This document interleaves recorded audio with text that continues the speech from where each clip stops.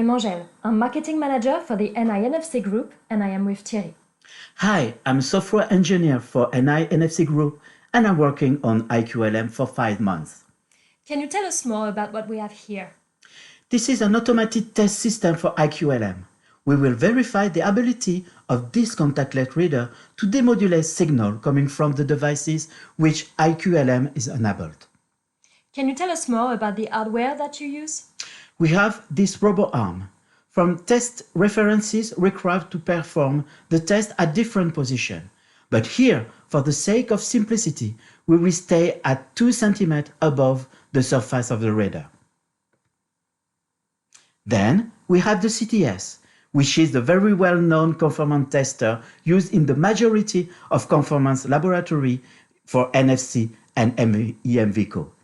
This CTS is connected to an antenna. This antenna will be used to interact with the reader. This is the new Load Modulation antenna. Can you tell us more about it?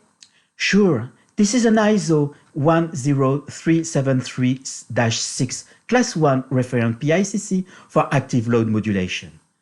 This will emulate the signal coming from an IQLM device, and it supports various physical parameters adjustment. The test tool can modify the phase or the amplitude of both sidebands at plus or minus the subcarrier frequency. This wire is a power supply? Yes, in order to generate the adequate signal, this antenna needs its own power supply, because generating the IQLM requires a quite significant amount of power. How does the test procedure will look like? We have an automated software which will take control of all hardware and perform tests as per the test specification requirement. Here we are going to do type B test.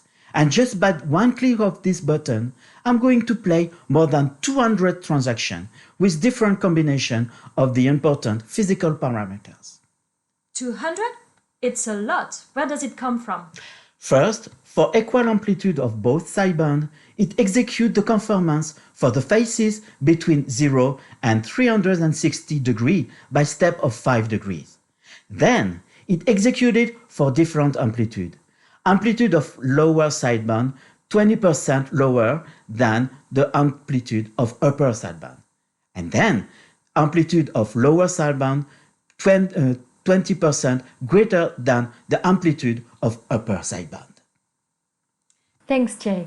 So indeed, here I see we are testing all values of the active load modulation phase with steps of 5 degrees. We make sure the scheduled transaction happens correctly before giving a pass verdict. If anything goes as unexpected, then we will report a fail or an unconclusive result. Here, we have a failed item. You can clearly see, besides the failed information, we tell at which stage of the transaction the error occurred. And we continue to test all possible parameter combinations, allowing PCD manufacturers to assess the exact behavior of their product. Thank you, Thierry.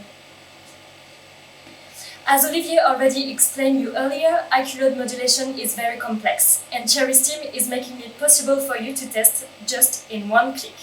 Let's go back to Olivier and Stéphane.